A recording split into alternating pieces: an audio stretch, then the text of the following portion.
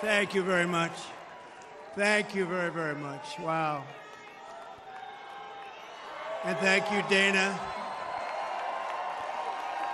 Thank you, Kid Rock, sometimes referred to as Bob. And thank you, Lee, right from the beginning. Thank you very much. What a talent. What a beautiful, beautiful song. Thank you. Friends, delegates, and fellow citizens, I stand before you this evening with a message of confidence, strength, and hope. 4 months from now, we will have an incredible victory, and we will begin the 4 greatest years in the history of our country.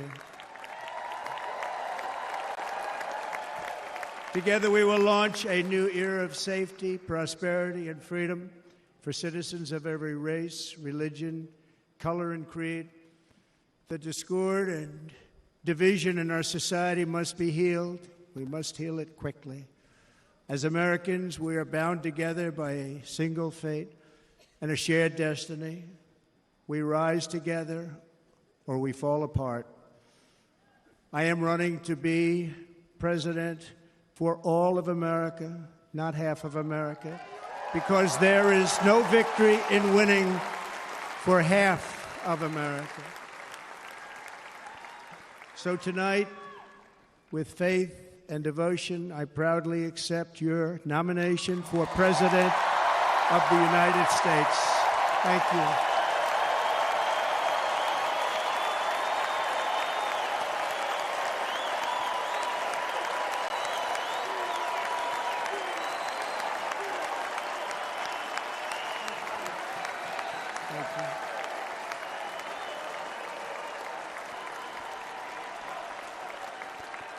Thank you very much.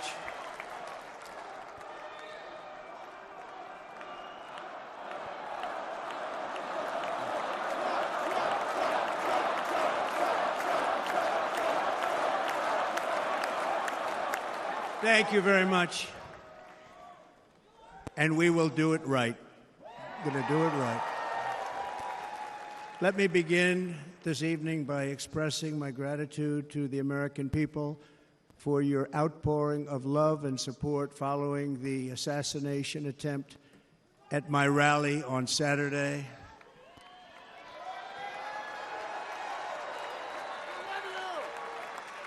As you already know, the assassin's bullet came within a quarter of an inch of taking my life.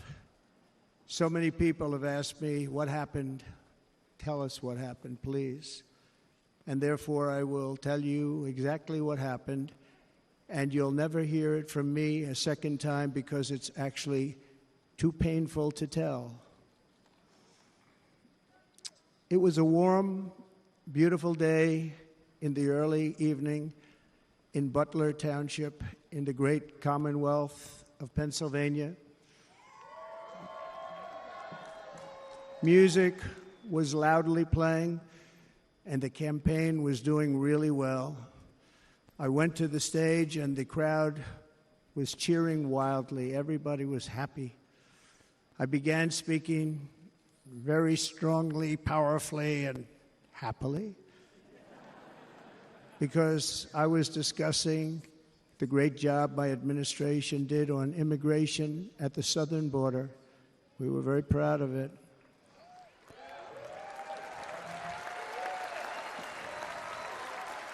Behind me and to the right was a large screen that was displaying a chart of border crossings under my leadership. The numbers were absolutely amazing. In order to see the chart, I started to, like this, turn to my right and was ready to begin a little bit further turn, which I'm very lucky I didn't do, when I heard a loud whizzing sound and felt something hit me really, really hard on my right ear. I said to myself, wow, what was that? It can only be a bullet. and moved my right hand to my ear, brought it down. My hand was covered with blood, just absolutely blood all over the place.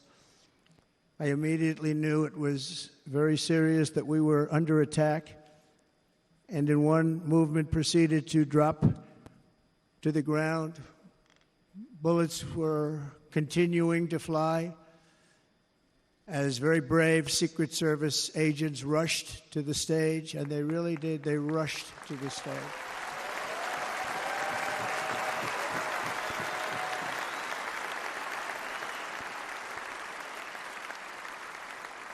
These are great people at great risk, I will tell you, and pounced on top of me so that I would be protected. There was blood pouring everywhere, and yet, in a certain way, I felt very safe because I had God on my side. I felt that.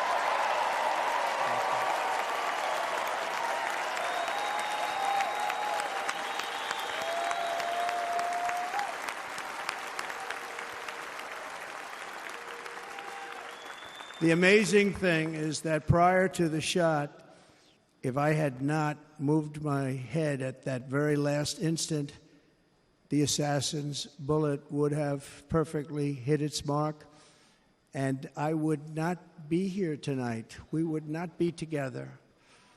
The most incredible aspect of what took place on that terrible evening in the fading sun was actually seen later.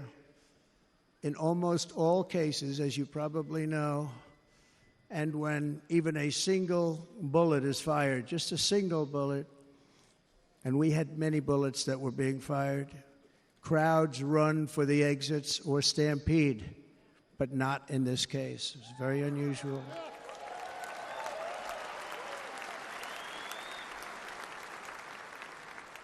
This massive crowd of tens of thousands of people stood by and didn't move an inch.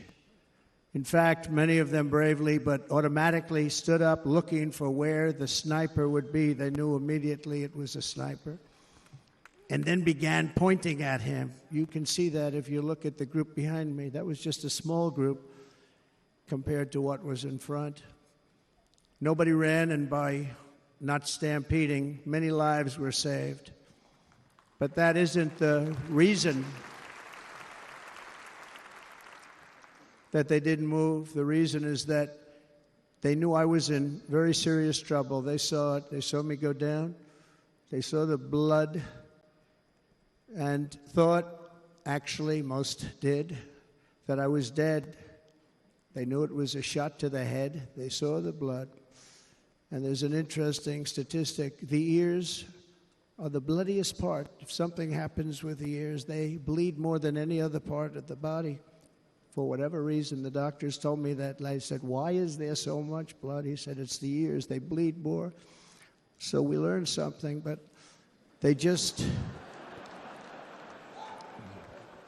this beautiful crowd, they didn't want to leave me. They knew I was in trouble. They didn't want to leave me. And you can see that love written all over their faces.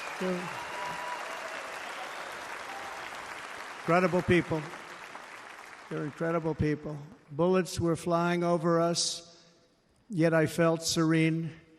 But now the Secret Service agents were putting themselves in peril. They were in very dangerous territory. Bullets were flying right over them, missing them by a very small amount of inches. And then it all stopped.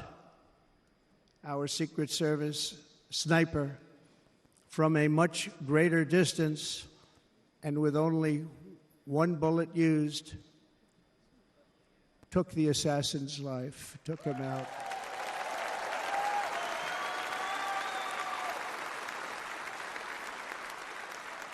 I'm not supposed to be here tonight. Not supposed to be here. No.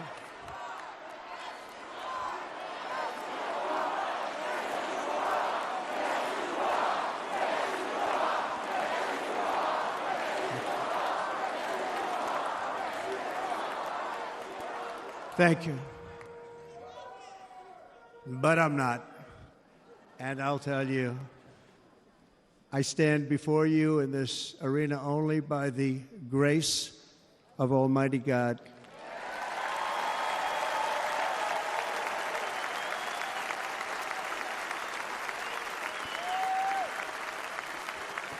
In watching the reports over the last few days, many people say it was a providential moment. Probably was. When I rose, surrounded by Secret Service, the crowd was confused because they thought I was dead, and there was great, great sorrow. I could see that on their faces as I looked out. They didn't know I was looking out. They thought it was over. But I could see it, and I wanted to do something to let them know I was okay. I raised my right arm, looked at the thousands and thousands of people that were breathlessly waiting, and started shouting, "Fight, fight, fight."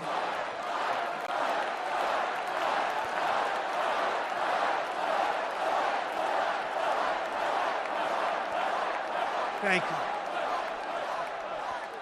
you. Once my clenched fist went up, and it was high into the air. You've all seen that. The crowd realized I was okay and roared with pride for our country like no crowd I have ever heard before. Never heard anything like it. For the rest of my life, I will be grateful for the love shown by that giant audience of patriots that stood bravely on that fateful evening in Pennsylvania. Tragically, the shooter claimed the life of one of our fellow Americans, Corey Comparator. Unbelievable person, everybody tells me. Unbelievable. And seriously wounded, two other great warriors. Spoke to them today. David Dutch and James Copenhaver. Two great people. I also spoke to all three families of these tremendous people.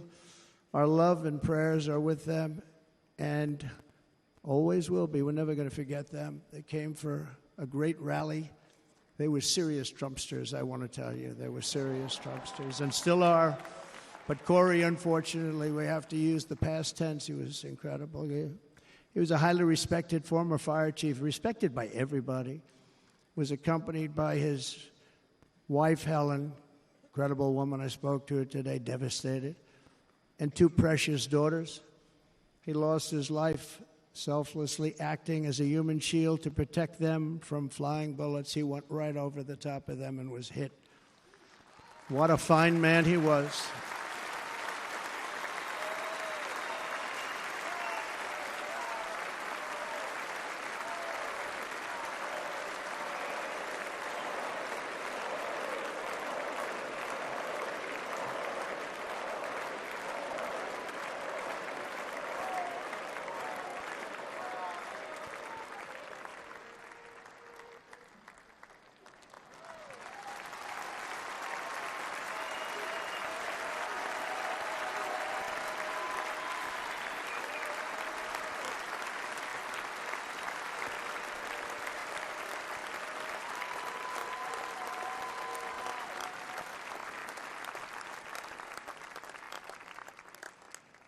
I want to thank the fire department and the family for sending his helmet, his outfit, and it was just something, and they're going to do something very special when they get it. But we did something which cannot match what happened, not even close. But I am very proud to say that over the past few days, we've raised $6.3 million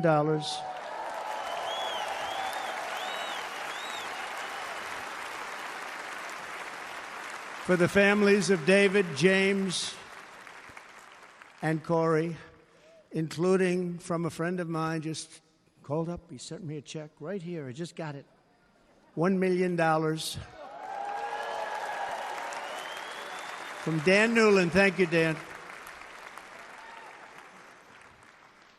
And again, when speaking to the family, I told them, I said, well, I'm going to be sending you a lot of money, but it can't compensate.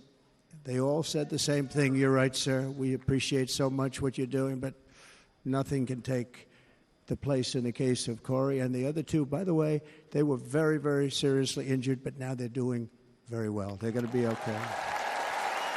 They're going to be doing very well.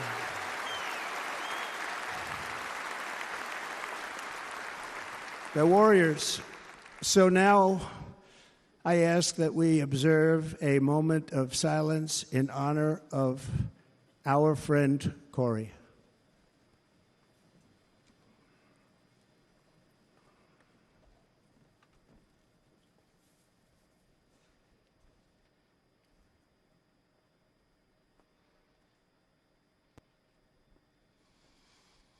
There is no greater love than to lay down one's life for others. This is the spirit that forged America in her darkest hours, and this is the love that will lead America back to the summit of human achievement and greatness. This is what we need.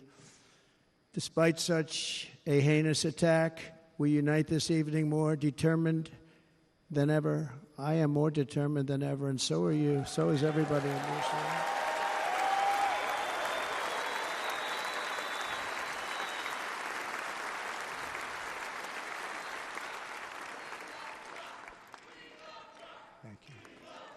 Thank you very much.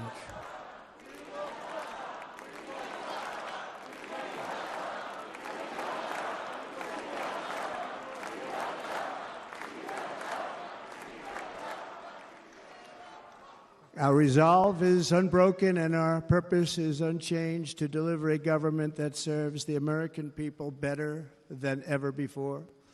Nothing will stop me in this mission because our vision is righteous and our cause is pure.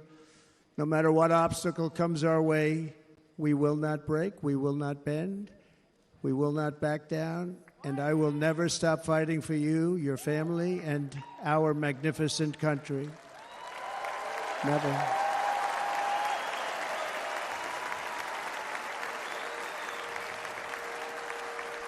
And everything I have to give with all of the energy and fight in my heart and soul, I pledge to our nation tonight. Thank you very much. I pledge that to our nation. We're going to turn our nation around, and we're going to do it very quickly. Thank you.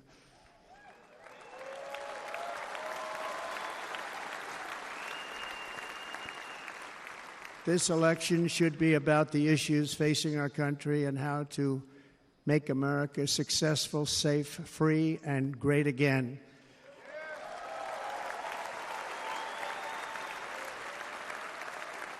In an age when our politics too often divide us, now is the time to remember that we are all fellow citizens. We are one nation under God, indivisible, with liberty and justice for all.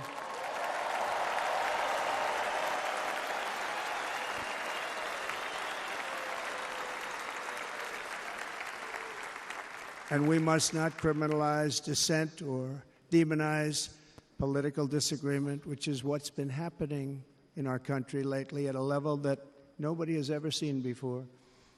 In that spirit, the Democrat Party should immediately stop weaponizing the justice system and labeling their political opponent as an enemy of democracy. Especially since that is not true. In fact, I am the one saving democracy for the people of our country.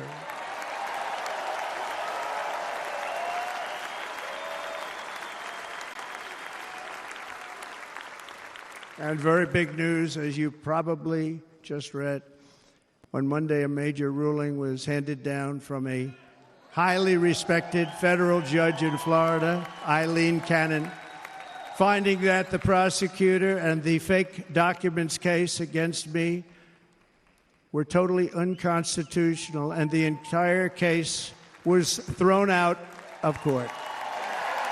With all of that publicity, thrown out of court. If Democrats want to unify our country, they should drop these partisan witch hunts, which I have been going through for approximately 8 years. And they should do that without delay and allow an election to proceed that is worthy of our people. We're going to win it anyway, but worthy of our people. On this journey, I am deeply honored to be joined by my amazing wife, Melania.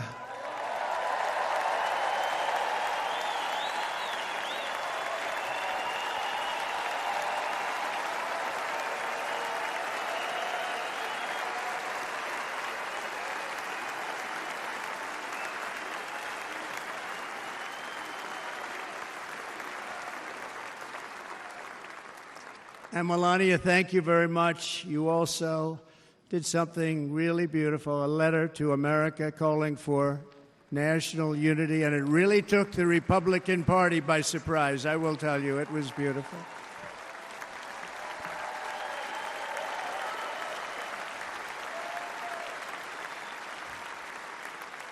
In fact, some very serious people said that we should take that letter and put it as part of the Republican platform. That would be an honor, wouldn't it? Right, Mr. Congressman? But it captivated so many, so I also want to thank my entire family for being here. Don, Kimberly, Ivanka and Jared, Eric and Lara, Tiffany and Michael, Barron. We love our Barron.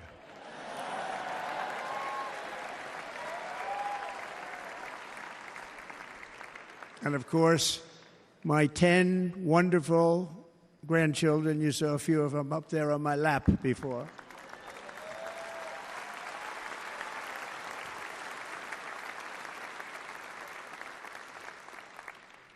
And how good was Dana?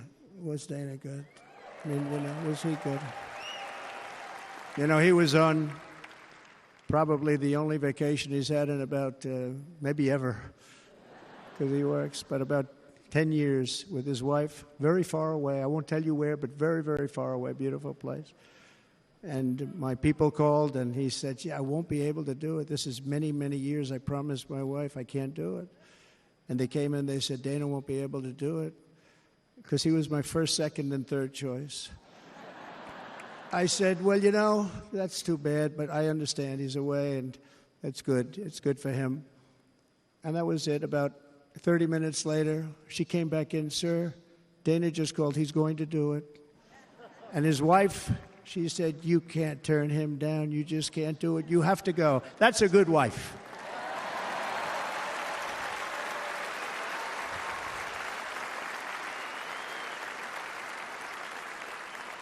So he got on a plane. He got here a little while ago. Now he's going to get on the plane in a little while, and he's going to go back home to his wife. But they're great, and I just want to thank her and him and their whole family, because that's not easy. And Kid Rock, same thing. Called, he said, I want to be a part of it. I want to be a part, because, Kid does his great song, Big, Big Monster song. I had no idea. He became a friend of mine over the last 10 years. And he's amazing. Everyone loves him. I didn't even know how big he was. He has rallies, 35,000, 40,000 people he gets every time he goes out. I think he's making so much money, he doesn't know what the hell to do with it. You want to know? And then we have my other friend, and I've known him so long, and we took that song, and it was a big success, but we made that. I saw a chart of great songs to America. That was #1 on the chart recently, #1. So that's Lee Greenwood, a very special, beautiful person. He's a beautiful man. But they all wanted to be here. They called. And how about the Hulkster? How good was he? Is he up? Where is he? Boy, oh boy.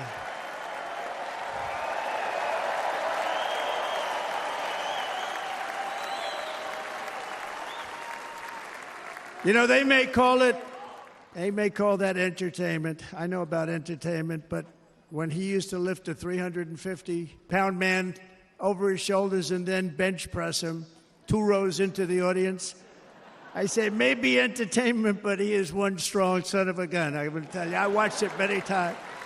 There aren't a lot of entertainers that can do that, right? You were fantastic. Thank you very much. Followed by Eric. What was that all about? Boy, that was good. I didn't want to really come up here. But he was so great, and he's such a good young man. He went through a lot of trouble, and Don last night was incredible. They went through so much trouble. They got subpoenaed more than any people probably in the history of the United States. Every week they get another subpoena from the Democrats, crazy Nancy Pelosi, the whole thing, just boom, boom, boom. They've got to stop that because they're destroying our country. We have to work on making America great again, not on beating people. And we won. We beat them in all. We beat them on the impeachments. We beat them on indictments. We beat them. But the time that you have to spend,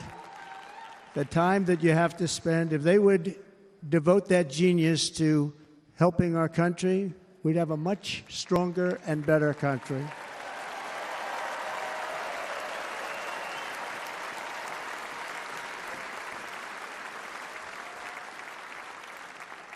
And Jason, the biggest star in country music. Jason, thank you for being here. Jason, thank you very much. Jason Aldean, he's good. I like his wife even better, by the way. She's here. Thank you, Jason. But I'm thrilled to have a new friend and partner fighting by my side. The next Vice President of the United States, the current Senator from Ohio, J.D. Vance, and his incredible wife, Usha.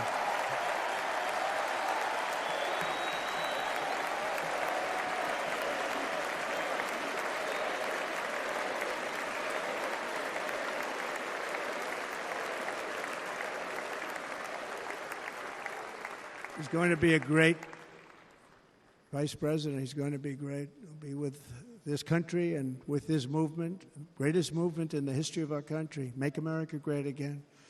When they criticize it, they say, we're going to try and stop MAGA. I said, MAGA is Make America Great Again. What are you going to stop? There's nothing to stop. Then they say, oh, that's right. It's very tough to fight it. And all of the people that did try and fight it have failed. But he's going to be with us for a long time, and it was an honor to select him. Great, great student at Yale. His wife was a great student at Yale. They met at Yale. These are two smart people. So, J.D., you're going to be doing this for a long time. Enjoy the ride.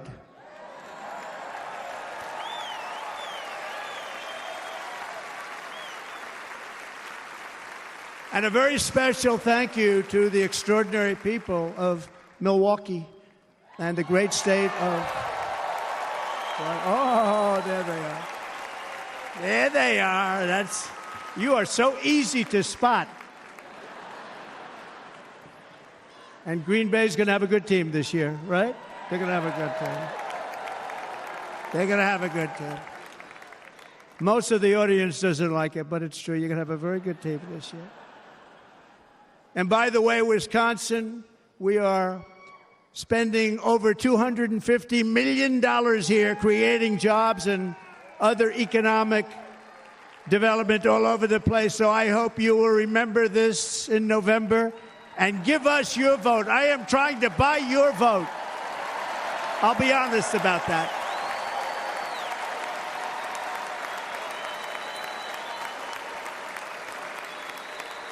And I promise we will make Wisconsin great again. We're going to make it. Thank you, Mr. Governor. Thank you very much. Thank you. I'm here tonight to lay out a vision for the whole nation, to every citizen, whether you're a young or old man or woman, Democrat, Republican, or independent, black or white, Asian or Hispanic. I extend to you a hand of loyalty and of friendship. Together we will lead America to new heights of greatness like the world has never seen before. We were right there in the first term. We got hit with COVID. We did a great job. Nobody knew what it was, but nobody's ever seen an economy pre-COVID. And then we handed over a stock market that was substantially higher than just prior to COVID. Coming in, did a great job. Never got credit for that. We got credit for the war and defeating ISIS and so many things, the great economy, the biggest tax cuts ever, the biggest regulation cuts ever, the creation of Space Force, the rebuilding of our military. We did so much. We did so much. Right to try. Right to try is a big deal. We got right to try. They were trying to get that for 52 years. Somebody's terminally ill, and hopefully there's nobody in this audience, but it does happen a lot. They're terminally ill and they can't use our new space-age drugs and other things that we are way ahead. We have the greatest doctors in the world, the greatest laboratories in the world, and you can't do it. They've been trying to get that approved for 52 years. Wasn't that easy? The insurance companies didn't want to do it. They didn't want the risk. The labs didn't want to do it because if it didn't work, people are pretty far down the line toward death. They didn't want to do it. The doctors didn't want to have it on their records, so I got everybody into an office. 52 years they tried. Sounds simple, but it's not. And I got them to agree that somebody that needs it will, instead of going to Asia, Europe, or someplace, or if you have no money going home and dying, just die. We got them to sign an agreement, agree to it, where they're not going to sue anybody. They're going to get all of this stuff. They're going to get it really fast. And what's happened is we're saving thousands and thousands of lives. It's incredible. Right to try. It's a great feeling. Under our leadership, the United States will be respected again. No nation will question our power. No enemy will doubt our might. Our borders will be totally secure. Our economy will soar. We will return law and order to our streets, patriotism to our schools, and importantly, we will restore peace, stability, and harmony all throughout the world. But to achieve this future, we must first rescue our nation from failed and even incompetent leadership. We have totally incompetent leadership. This will be the most important election in the history of our country. Under the current administration, we are indeed a nation in decline. We have an inflation crisis that is making life unaffordable, ravaging the incomes of working and low-income families, and crushing, just simply crushing our people like never before. They've never seen anything like it. We also have an illegal immigration crisis, and it's taking place right now as we sit here in this beautiful arena. It's a massive invasion at our southern border that has spread misery, crime, poverty, disease, and destruction to communities all across our land. Nobody's ever seen anything like it. Then there's an international crisis, the likes of which the world has seldom been part of. Nobody can believe what's happening. War is now raging in Europe and the Middle East. A growing specter of conflict hangs over Taiwan, Korea, the Philippines, and all of Asia. And our planet is teetering on the edge of World War III. And this will be a war like no other war because of weaponry. The weapons are no longer army tanks going back and forth shooting at each other. These weapons are obliteration. It's time for a change. This administration can't come close to solving the problems. We're dealing with very tough, very fierce people. They're fierce people. And we don't have fierce people. We have people that are a lot less than fierce, except when it comes to cheating on elections and a couple of other things. Then they're fierce. Then they're fierce. So tonight, I make this pledge to the great people of America. I will end the devastating inflation crisis immediately, bring down interest rates, and lower the cost of energy. We will drill, baby, drill.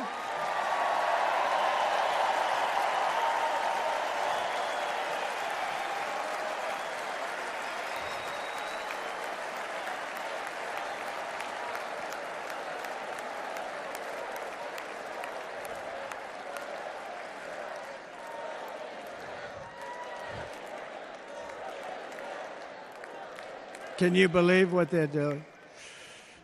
But by doing that, we will lead a large-scale decline in prices. Prices will start to come down. Energy raised it. They took our energy policies and destroyed them. Then they immediately went back to them, but by that time, So much was lost. But we will do it at levels that nobody's ever seen before. And we'll end lots of different things. We'll start paying off debt and start lowering taxes even further. We gave you the largest tax cut. We'll do it more.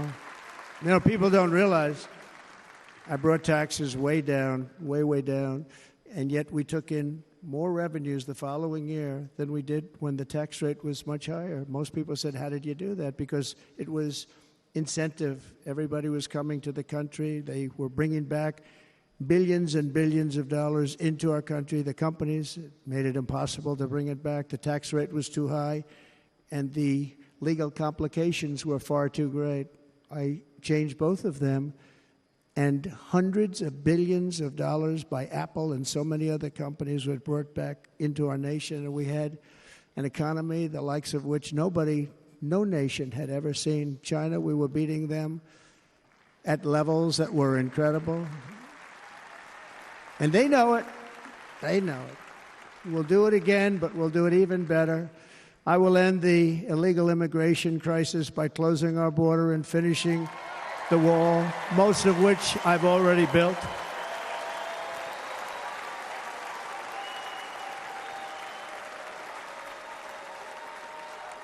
On the wall, we were dealing with a very difficult Congress, and I said, oh, that's okay, we won't go to Congress. I call it an invasion.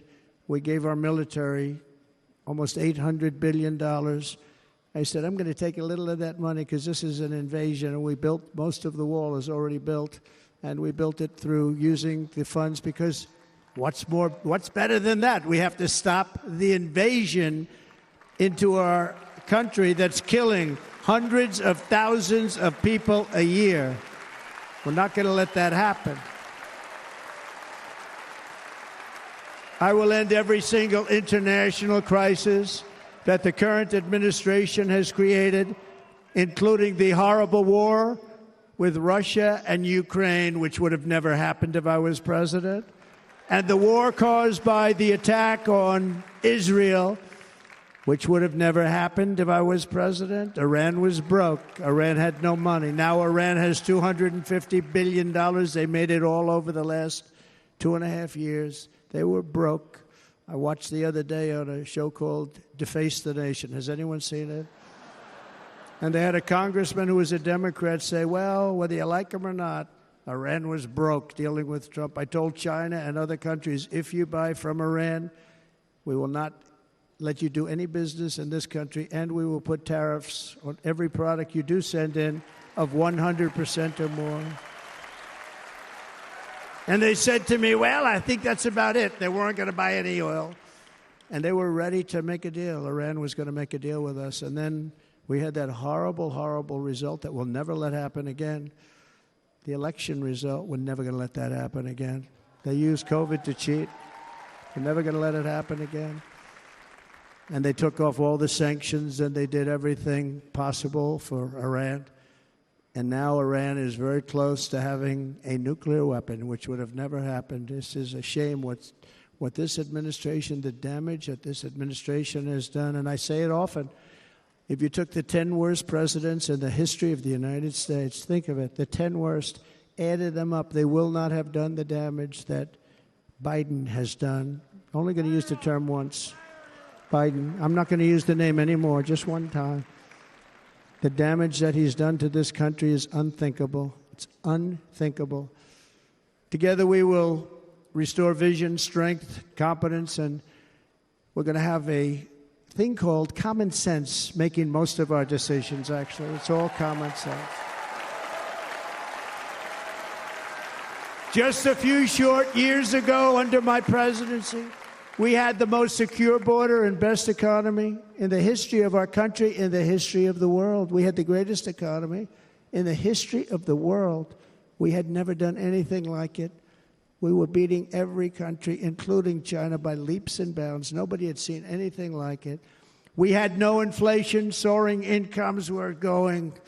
Nobody can believe it. You can't believe what happened 4 years ago is happening now in reverse.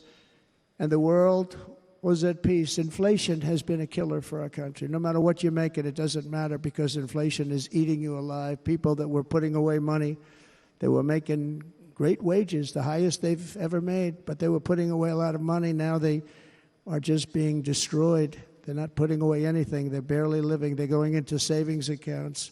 They're taking out their money to live because of inflation. Inflation, remember, it's called a country buster. You can go back to Germany from 100 years ago. You can go back to any country that suffered great inflation. We've suffered the worst inflation we've ever had. But go back and see what's happened to those countries. We've had the worst inflation we've ever had under this person. But in less than 4 years, our opponents have turned incredible success into unparalleled tragedy and failure. It's been a tremendous failure. Today, our cities are flooded with illegal aliens. Americans are being squeezed out of the labor force and their jobs are taken. And by the way, you know who's taking the jobs that are created? 107% of those jobs are taken by illegal aliens. And you know who's being hurt the most by millions of people pouring into our country? The black population and the Hispanic population, because they're taking the jobs from our black population, our Hispanic population, and they're also taking them from unions. The unions are suffering because of it. Thank you. Thank you. I like you too. Thank you very much. Inflation has wiped out the life savings of our citizens and forced the middle class into a state of depression and despair. That's what it is. It's despair and depression. We cannot and will not let this continue. Less than 4 years ago, we were a great nation, and we will soon be a great nation again. We're going to be a great nation again.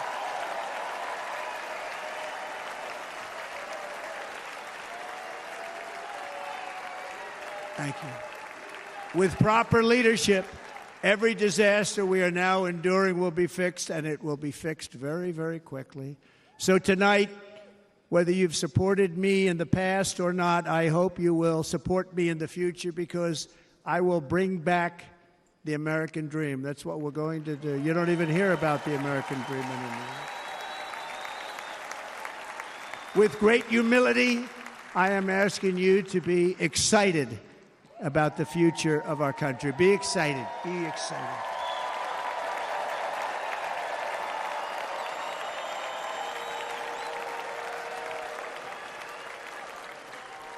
And by the way, the news reports, look at all of those big networks. Look at them. They're all here. But every one of them has said this could be the most organized, best run, and most enthusiastic convention of either party that they've ever seen. Every single one.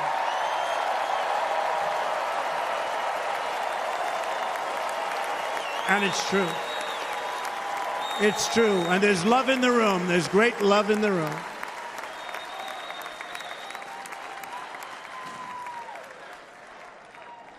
So I better finish strong.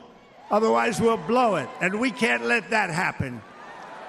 Now, this was great. All of the great people that spoke, and everybody hit a home run. I mean, there's not one that I can think of where I said, oh, gee, that wasn't great. Every single person.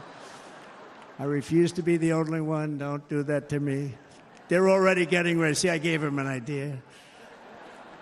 Now, this was a great convention. This was, I think we're actually going to go home and miss it. You know, usually with a first of all, look at these crowds. You'd never have this at a convention. Look at these crowds.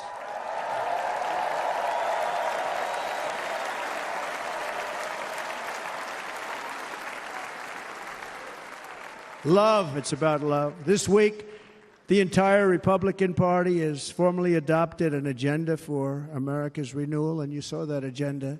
And it's very short compared to the long, boring, meaningless agendas of the past, including the Democrats. They write these things that are hundreds of pages long, and they never read them after they're done.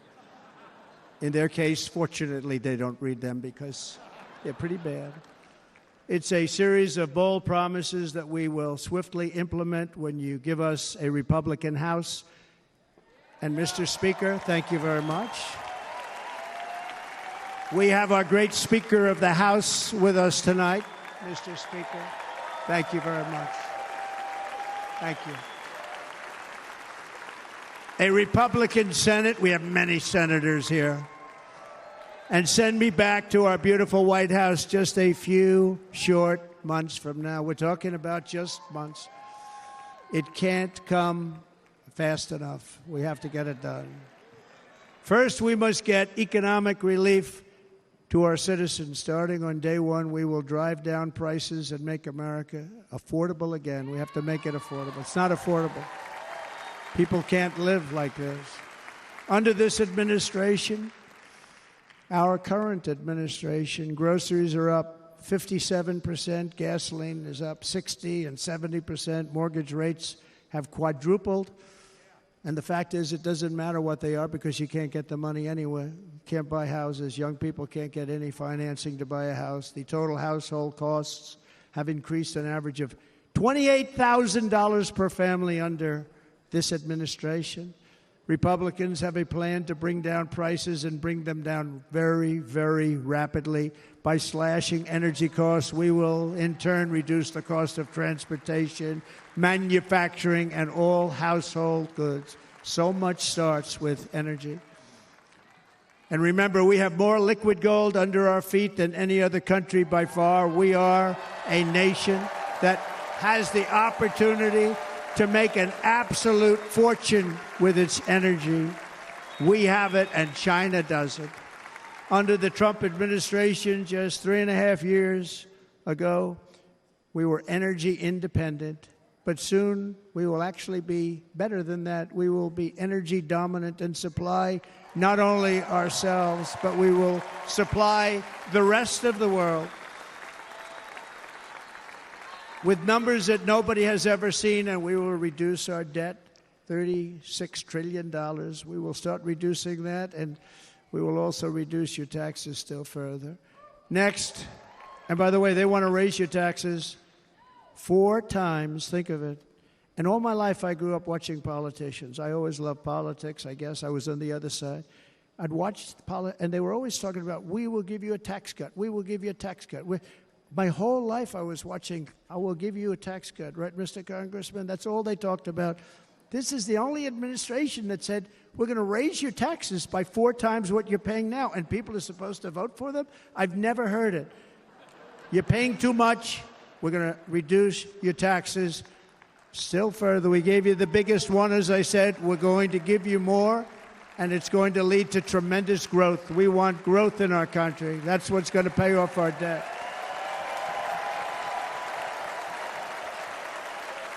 And next, we will end the ridiculous and actually incredible waste of taxpayer dollars that is fueling the inflation crisis. They've spent trillions of dollars on things having to do with the Green New Scam. It's a scam. And that's caused tremendous inflationary pressures in addition to the cost of energy. And all of the trillions of dollars that are sitting there not yet spent, we will redirect that money for important projects like roads, bridges, dams, and we will not allow it to be spent on meaningless Green New Scam ideas.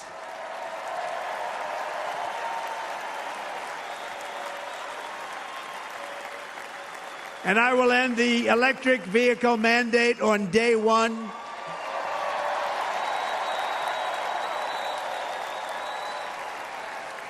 Thereby saving the U.S. auto industry from complete obliteration, which is happening right now, and saving U.S. customers thousands and thousands of dollars per car.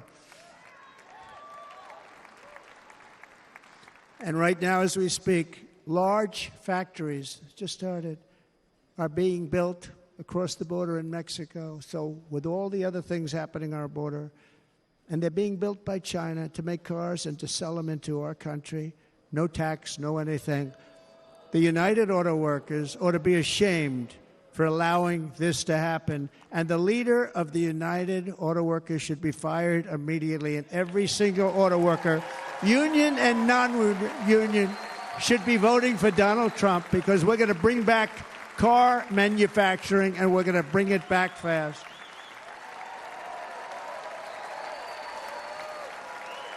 They're building some of the largest auto plants anywhere in the world. Think of it, in the world. We're going to bring it back. We're going to make them. We don't mind that happening, but those plants are going to be built in the United States, and our people are going to man those plants.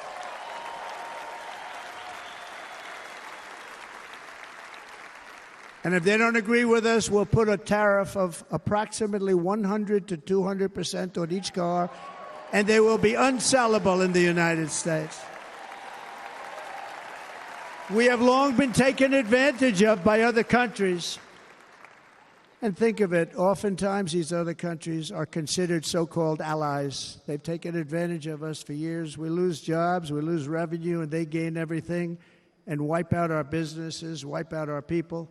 I stopped it for 4 years. I stopped it, and we're really ready to make changes like nobody had seen before. And remember, USMCA, I got rid of NAFTA, the worst trade deal ever made, and replaced it with USMCA, which is, they say, the best trade deal ever made. Actually, probably the best trade deal was the deal I made with China, where they buy $50 billion worth of our product. They were buying nothing. They buy $50 billion worth. They had to. But I don't even talk about it because of COVID. I don't even mention it, frankly, because of what happened with the China virus.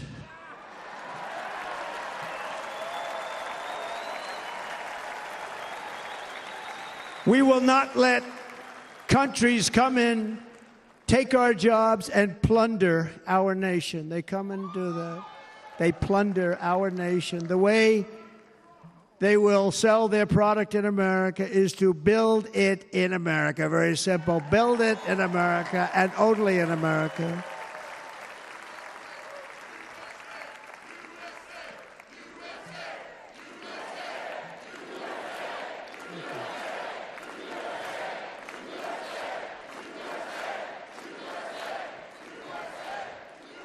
And this very simple formula, and Congress has to go along with us, and they will. This very simple formula will create massive numbers of jobs. We will take over the auto industry again, and many, many hundreds of thousands of jobs. We lost so many jobs over the years. If you go back 20, 25 years, they've stolen, going to China and Mexico, about 68% of our auto industry manufacturing jobs. We're going to get them all back. We're going to get them all back, every one of them. At the center of our plan for economic relief are massive tax cuts for workers that include something else that's turned out to be very popular, actually. Here it's very popular, in this building and all those hotels that I saw that are so nice. I'm staying in a nice one. It's called no tax on tips. No tax on tips. No tax on tips.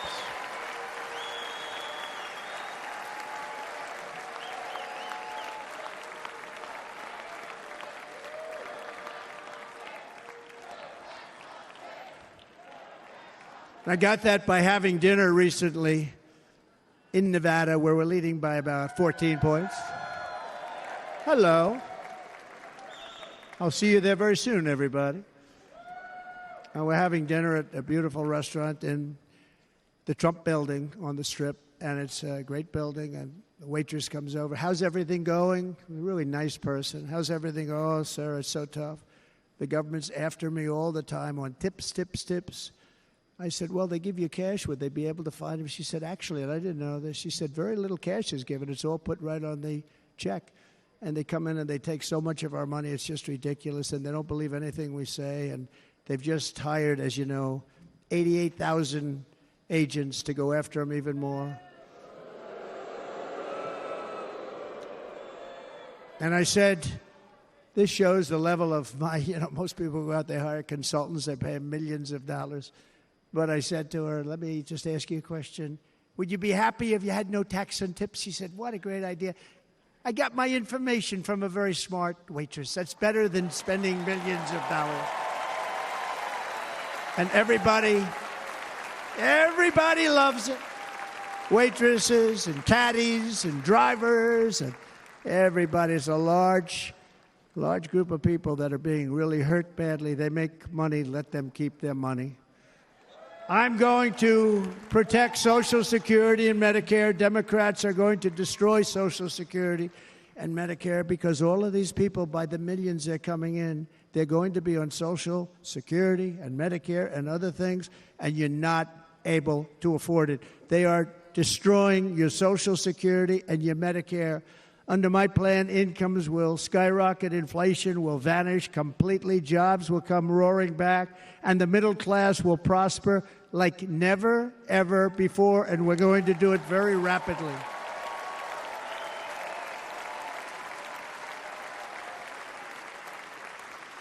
But no hope or dream we have for America can succeed unless we stop the illegal immigrant invasion, the worst that's ever been seen anywhere in the world. There's never been an invasion like this anywhere. Third world countries would fight with sticks and stones not to let this happen.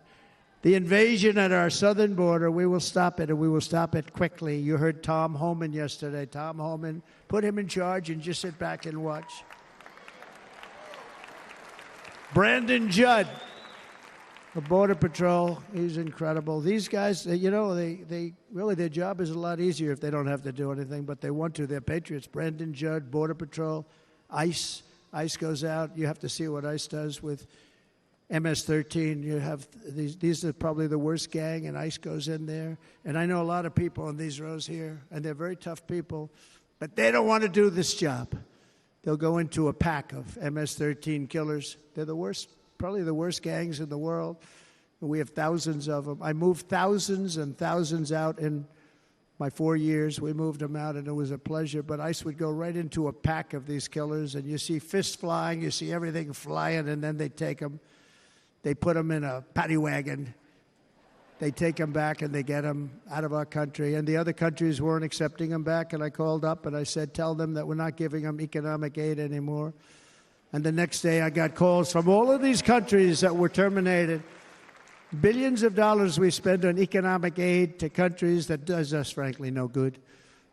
And the next day, I was called by everybody. I couldn't take all the calls. Sir, what's the problem? I said, you won't take your killers back that you sent in caravans into America. You won't take them back. Well, sir, if you'd like us to, we would give very serious consideration to doing that. And within 24 hours, they were being taken back. For years and years, when I first came in, they said President Obama tried to get him to go back, and they wouldn't accept him. They'd put planes on the runway so you couldn't leave the plane. They'd close the road so you couldn't take the buses. They'd all have to turn back. As soon as I said no more economic aid of any kind to any country that does that, they called back and they said, sir, it would be our great honor to take MS-13. We love them very much. We love them very much, sir. We'll take them back. At the heart of the Republican platform is our pledge to end this border nightmare and fully restore the sacred and sovereign borders of the United States of America, and we're going to do that on day one.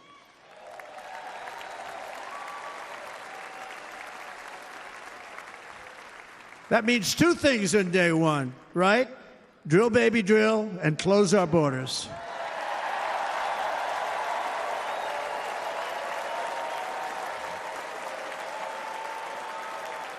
And by the way, and I think everybody as a Republican, as a patriot in this room, and most Democrats, we want people to come into our country, but they have to come into our country legally. Legally. Less than 4 years ago, I handed this administration the strongest border in American history. But you can see on the chart that saved my life, that was the chart that saved my life. I said, look it, I'm so proud of it. I think it's one of the greatest, it was done by the Border Patrol, one of the greatest charts I've ever seen. It showed everything just like that. You know the chart. Oh, there it is. That's pretty good. Wow. Last time I put up that chart, I never really got to look at it. But without that chart, I would not be here today.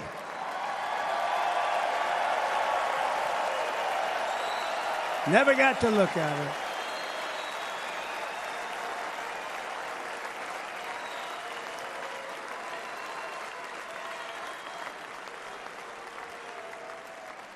I said, you got to see this chart. I was so proud of it, and by the time I got to there, I never got to see it that day.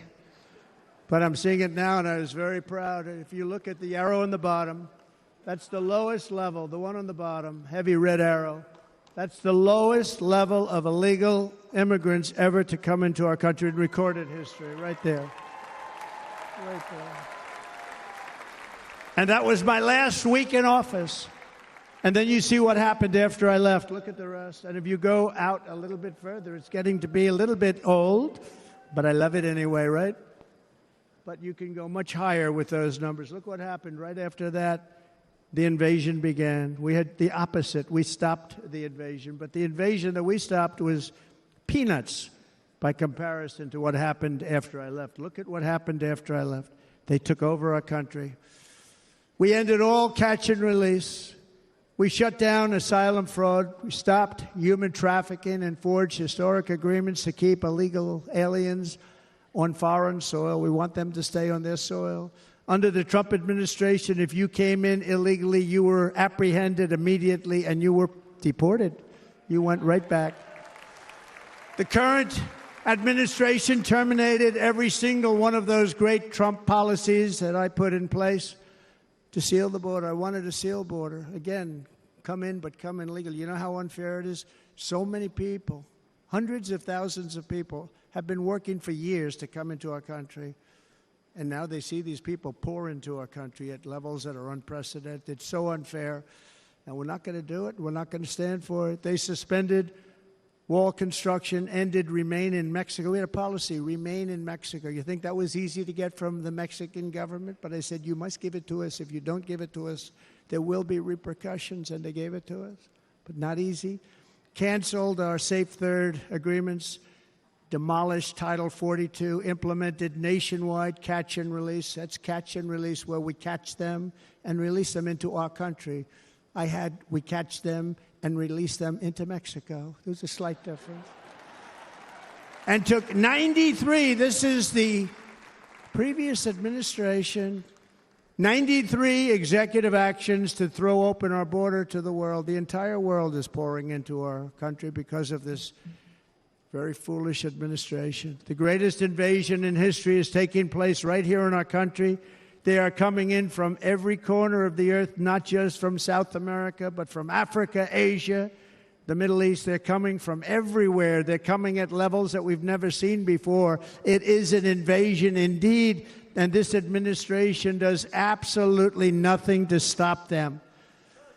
They're coming from prisons. They're coming from jails. They're coming from mental institutions and insane asylums.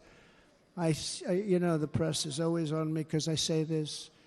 Has anyone seen Silence of the Lambs? The late, great Hannibal Lecter. He'd love to have you for dinner. That's insane asylums. They're emptying out their insane asylums. And terrorists are coming in at numbers that we've never seen before. Bad things are going to happen.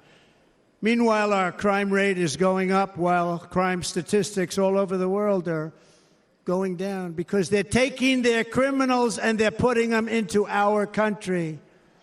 A certain country, and I happen to like the president of that country very much, but he's been getting great publicity because he's a wonderful shepherd of the country. He says how well the country's doing because their crime rate is down. And he said he's training all of these rough people. They're rough. He's training them. And I've been reading about this for 2 years. I think, oh, that's wonderful. Let's take a look at it. But then I realized he's not training them. He's sending all of his criminals, his drug dealers, his people that are in jails, he's sending them all to the United States. And he's different in that he doesn't say that. He's trying to convince everybody what a wonderful job he does in running the country. Well, he doesn't do a wonderful job. And by the way, if I ran one of the countries, many countries from all over, I would be worse than any of them. I would have had the place totally emptied out already.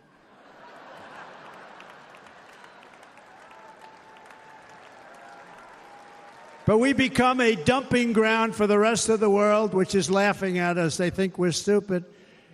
And they can't believe that they're getting away with what they're getting away with, but they're not going to be getting away with it for long. That's what I can tell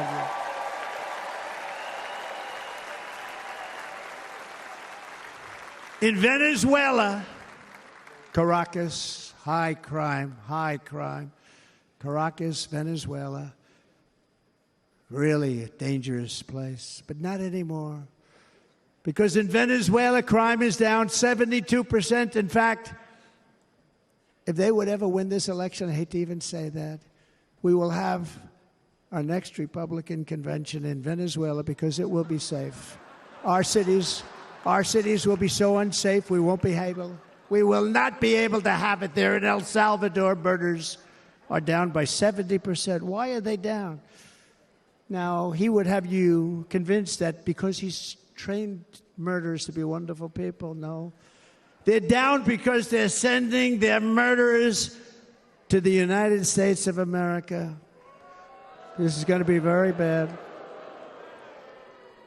And bad things are going to happen, and you're seeing it happen all the time. That's why, to keep our families safe, the Republican platform promises to launch the largest deportation operation in the history of our country. Even larger than that of President Dwight D. Eisenhower from many years ago. You know, he was a moderate, but he believed very strongly in borders. He had the largest deportation operation we've ever had. Just recently, I spoke to the grieving mother of Jocelyn Nungary, a wonderful woman, a precious 12-year-old girl from Houston who last month was tied up, assaulted, and strangled to death after walking to the convenience store just a block away from her house. Her body was dumped near the side of the road in a shallow creek, found by some onlookers who couldn't believe what they had witnessed. Charged with Jocelyn's heinous murder are 2 illegal aliens from Venezuela who came across our border, were in custody, and were then released into the country by this horrible, horrible administration that we have right now. I also met recently with the heartbroken mother and sister of Rachel Morin. Rachel was a 37-year-old mom of 5 beautiful children who was brutally raped and murdered while out on a run. She wanted to keep herself in good shape. It was very important to her. She was murdered. The monster responsible first killed another woman in El Salvador before he was led into America by the White House. This White House let them in. He then attacked a 9-year-old girl and her mother in a home invasion in Los Angeles before murdering Rachel in Maryland. Traveled all throughout the country, doing tremendous damage. Rachel's mother will never be the same. I spent time with her. She will never be the same. I've also met with the wonderful family of Laken Riley, the brilliant 22-year-old nursing student. She was so proud of being first in her class, who was out for a jog on the campus of the University of Georgia when she was assaulted, beaten, and horrifically killed. Yet another American life was stolen by a criminal alien set free by this administration. And these were incredible people we're talking about. These were incredible people who died. Tonight, America, this is my vow. I will not let these killers and criminals into our country.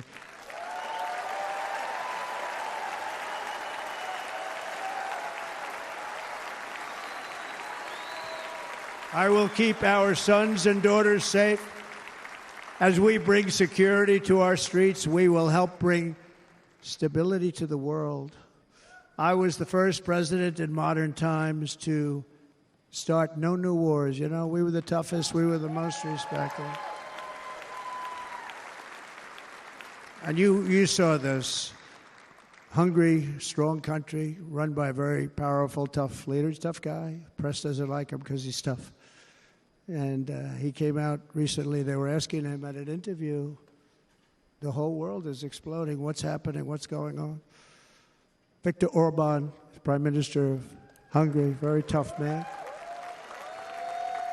He said, I don't want people coming into my country and blowing up our shopping centers and killing people. But they said to him, tell us what's going wrong, what's happening, what is it? He said, there's only one way you're going to solve it. You got to bring President Trump back to the United States because he kept everybody at bay. He used a word I wouldn't use because I can't use that word, because you'd say it was braggadocious. The press would say he was a braggart. I'm not a braggart. But Viktor Orban said it. He said Russia was afraid of him. China was afraid of him. Everybody was afraid of him. Nothing was going to happen. The whole world was at peace. And now the world is blowing up around us. All of these things that you read about were not going to happen. Under President Bush, Russia invaded Georgia. Under President Obama, Russia took Crimea. Under the current administration, Russia is after all of Ukraine. Under President Trump, Russia took nothing.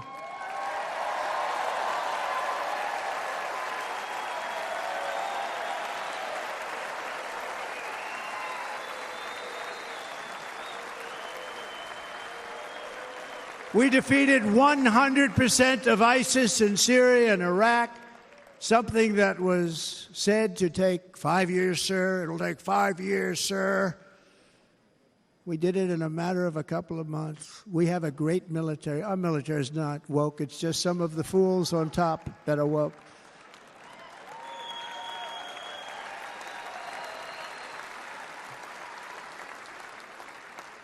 I got along very well. North Korea, Kim Jong-un, I got along very well with him. The press hated when I said that. How could you get along with him? Well, you know, it's nice to get along with somebody who has a lot of nuclear weapons or otherwise, isn't it? See, in the old days, they'd say, that's a wonderful thing. Now they say, how could you possibly do that? But no, I got along with him, and we stopped the missile launches from North Korea. Now North Korea is acting up again, but when we get back, I get along with him. He'd like to see me back, too. I think he misses me, if you want to know the truth. Our opponents inherited a world at peace and turned it into a planet of war. We're in a planet of war. Look at that attack on Israel. Look at what's happening with Ukraine. The cities are just bombed out. How can people live like that where buildings, massive buildings, are falling to the ground? It began to unravel with the disastrous withdrawal from Afghanistan, the worst humiliation in the history of our country. We have never had a humiliation like that. 13 heroic U.S. service members were tragically and needlessly killed. 45 others were horrifically wounded. Nobody ever talks about them. No arms, no legs, face explosions, horrifically wounded. And by the way, we have a man in this room who's running for the U.S. Senate from a great state, Nevada, named Sam Brown, who paid the ultimate price. Thank you, Sam. Thank you, Sam. Thank you. He paid the biggest price probably ever paid by anybody that is running for office, and I think he's going to do great. He's running against a person that is not good, not respected, a total lightweight. But Sam, I think, paid, really, we were talking about it with some of the senators that are working so hard for Sam, but he paid the biggest price of any senator ever to run for the Senate. I don't think anybody's ever what he did. He was a real hero, a really great person. And he's running, and I hope that everybody gets out and votes for Sam Brown.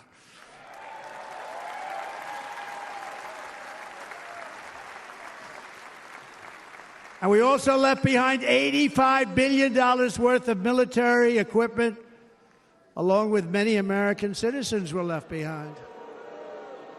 Many, many American citizens, emboldened by that disaster. Russia invaded Ukraine. They saw this group of people that were incompetent. We took the soldiers out first. No, we're going to take the soldiers out second. If they would have followed my plan, we had a great plan. But the plan only kicked in if they did everything perfectly, and they weren't doing things perfectly, so we said it doesn't kick in. You know, 18 months in Afghanistan, we didn't have one, so they were killing them left and right, snipers. And I spoke to the head of the Taliban. You've heard this story. Abdul, still there, still the head of the Taliban. the press got on me. Why would you speak to him? I said, because that's where the killing is. I don't have to speak to somebody that has nothing to do with it. And I told him, don't ever do that. Don't ever do that again. Don't ever, ever do that again. You've got to stop. Because during the Obama administration, many great people and soldiers, but a lot of soldiers were being killed from long distance. I said, if you keep doing that, you're going to be hit harder than anybody's ever been hit by a country before.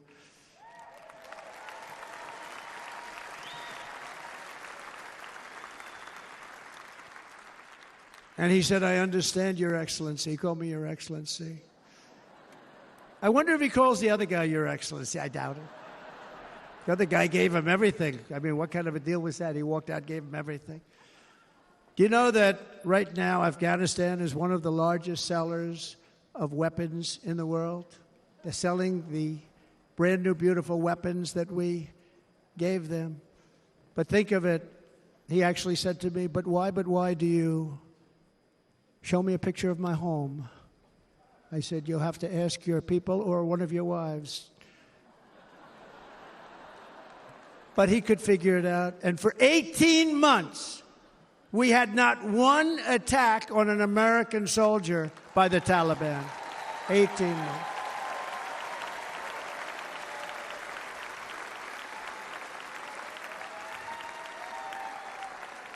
And then we had that horrible day where soldiers were killed. I was not there because of a ridiculous election. But we had that horrible attack. And they also gave up Bagram, one of the biggest bases anywhere in the world, air bases anywhere in the world, the longest runways, most powerful, hardened, thickened runways. We gave it up. And I liked it not because of Afghanistan. I liked it because of China. It's 1 hour away from where China makes their nuclear weapons. And you know who has it now? China has it now. We were keeping that. And now China is likewise circling Taiwan, and Russian warships and nuclear submarines are operating 60 miles off the coast in Cuba. Do you know that? No, the press refuses to write about it. If that were me running this country and we had nuclear submarines in Cuba, I will tell you that headlines every day would be, what's wrong with our president? You don't even hear this. You're not hearing about this. Russia has nuclear submarines and warships 60 miles away, Mr. Congressman, from Miami, by the way, happens to be here. Correct? In Cuba. And that would not be stood for if it were somebody else. They don't want to mention it, but now maybe they will. And the entire world, I tell you this, we want our hostages back, and they better be back before I assume office, or you will be paying a very big price.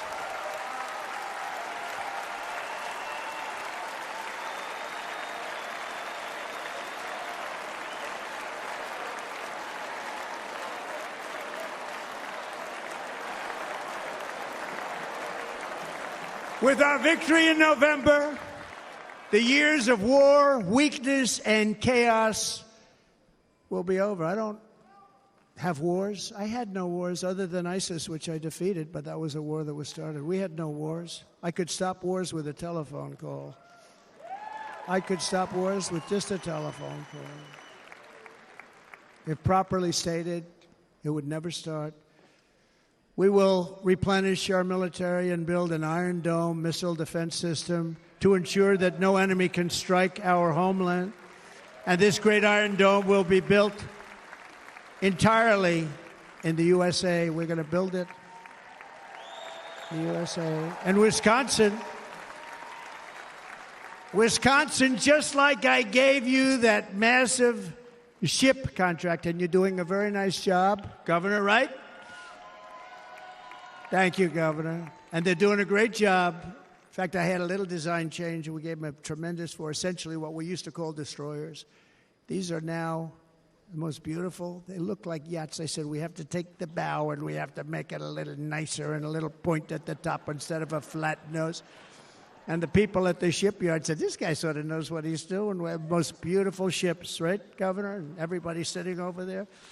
And it was a big contract that everybody wanted. I gave it to Wisconsin, but we're going to have a lot of that built right here in the state of Wisconsin. And all other states. Israel has an Iron Dome. They have a missile defense system. 342 missiles were shot into Israel, and only one got through a little bit. It was badly wounded. It fell to the ground, but most of them are. And Ronald Reagan wanted this many years ago, but we really didn't have the technology many years ago. Remember, they called it Starship, spaceship, anything to mock him. But he was a very good president, very, very good. But now we have unbelievable technology. And why should other countries have this and we don't? No, we're going to build an Iron Dome over our country, and we're going to be sure that nothing can come and harm our people. And again, from an economic development standpoint, we're going to make it all right here. No more sending it out to other countries in order to help. It's America first. America first. We will unleash the power of American innovation. And as we do, we will soon be on the verge of finding the cures to cancer, Alzheimer's disease, and many other diseases. We're going to get to the bottom of it. You remember this gentleman that I don't want to mention other than one time I had to, because when you say you're the 10 worst, I had to do it. I didn't want anybody to be confused. But this man said, we're going to find the cure to cancer. Nothing happened.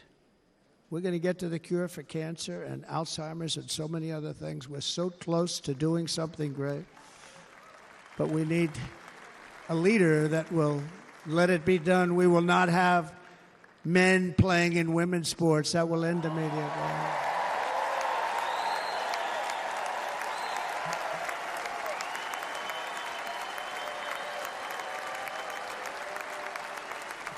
And we will restore and renovate our nation's once great cities, making them safe, clean, and beautiful again. And that includes our nation's capital, which is a horrible killing field. So many things. They leave from Wisconsin. They go to look at the Washington Monument. They end up getting stabbed, killed, or shot. We will be very soon very proud of our capital, again, Washington, D.C.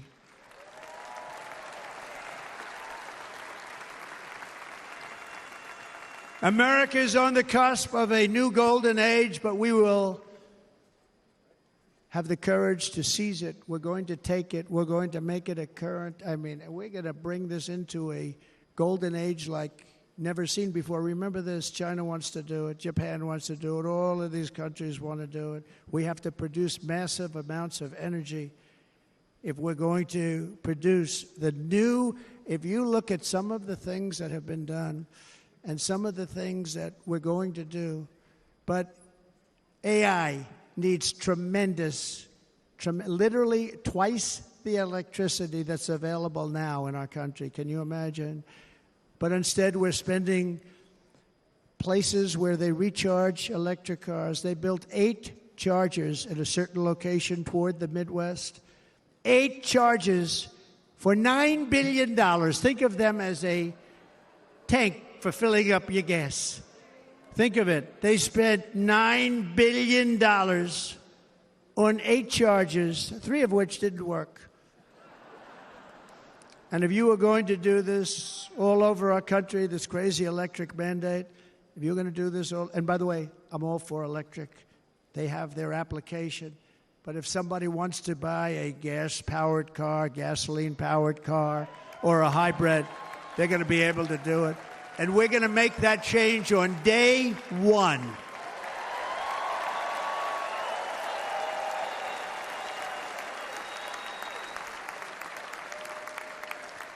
So to conclude, just a few short days ago, my journey with you nearly ended. We know that. And yet, here we are tonight, all gathered together, talking about the future, promise, and a total renewal of a thing we love very much. It's called America. We live in a world of miracles. None of us knows God's plan or where life's adventure will take us. I want to thank Franklin Graham for being here tonight. He's an outstanding man.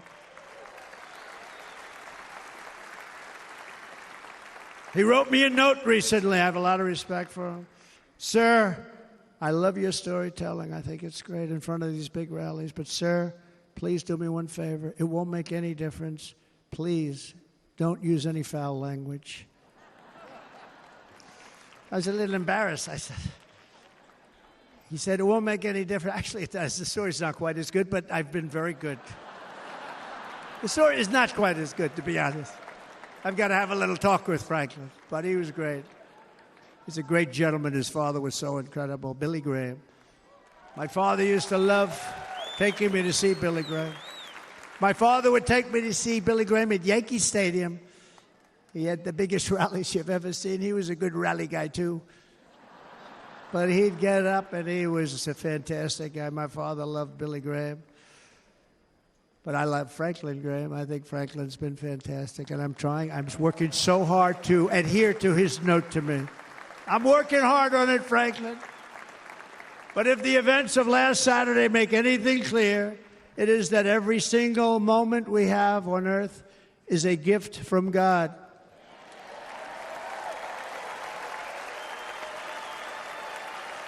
We have to make the most of every day for the people and for the country that we love. The attacker in Pennsylvania wanted to stop our movement, but the truth is the movement has never been about me. It has always been about you. It's your movement. It's the biggest movement in the history of our country by far. Can't be stopped. It can't be stopped.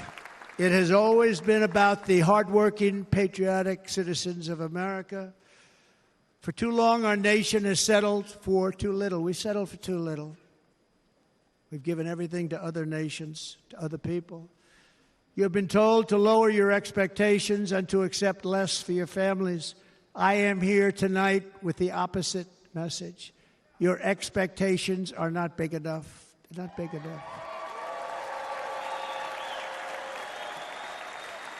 It is time to start expecting and demanding the best leadership in the world, leadership that is bold, dynamic, relentless, and fearless. We can do that. We are Americans. Ambition is our heritage. Greatness is our birthright. But as long as our energies are spent fighting each other, our destiny will remain out of reach, and that's not acceptable. We must instead take that energy and use it to realize our country's true potential and write our own thrilling chapter of the American story. We can do it together. We will unite. We are going to come together, and success will bring us together.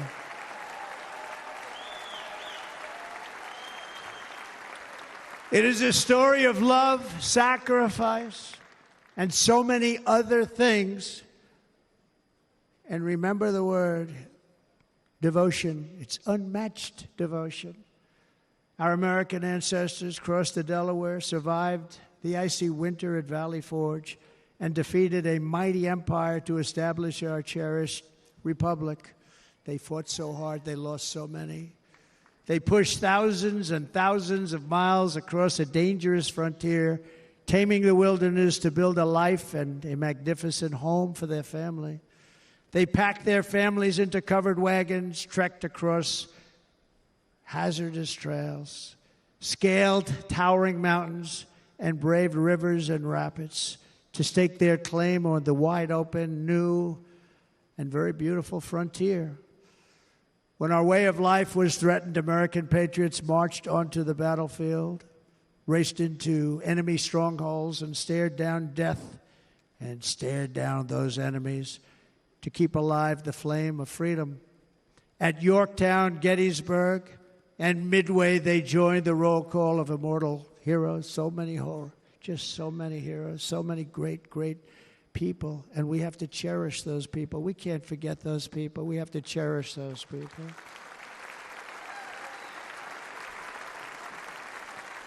And building monuments to those great people is a good thing, not a bad thing. They saved our country.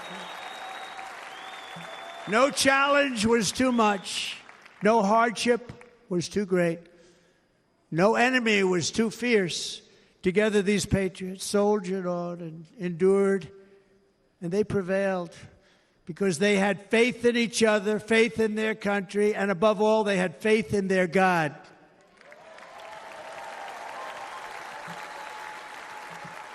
Just like our ancestors, we must now come together, rise above past differences, Any disagreements have to be put aside and go forward united as one people, one nation, pledging allegiance to one great, beautiful, I think it's so beautiful, American flag. Tonight I ask for your partnership, for your support, and I am humbly asking for your vote. I want your vote. Going to make our country great again. Every day I will strive to honor the trust you have placed in me, and I will never, ever let you down. I promise that. I will never let you down. To all of the forgotten men and women who have been neglected, abandoned, and left behind, you will be forgotten no longer. We will press forward, and together we will win, win, win.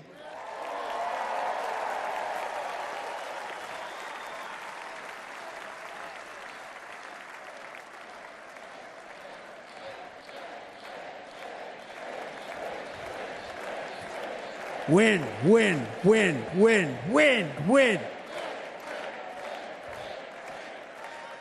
Nothing will sway us, nothing will slow us, and no one will ever stop us. No matter what dangers come our way, no matter what obstacles lie in our path, we will keep striving toward our shared and glorious destiny, and we will not fail. We will not fail. Together we will save this country, we will restore the republic, and we will usher in the rich and wonderful tomorrows that our people so truly deserve. America's future will be bigger, better, bolder, brighter, happier, stronger, freer, greater, and more united than ever before.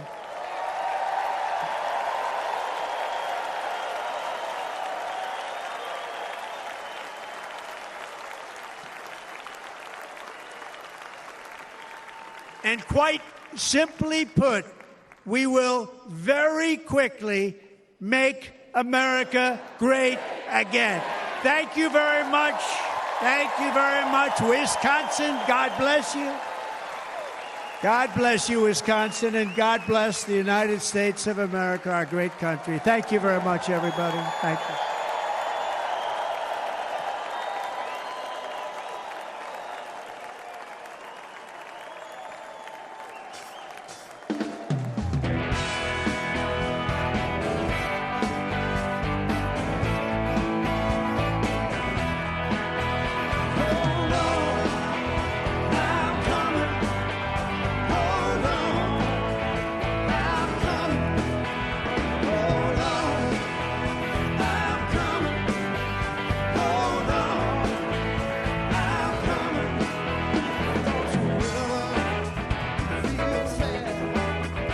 Thanks for watching. Stay updated about breaking news and top stories on the NBC News app or follow us on social media.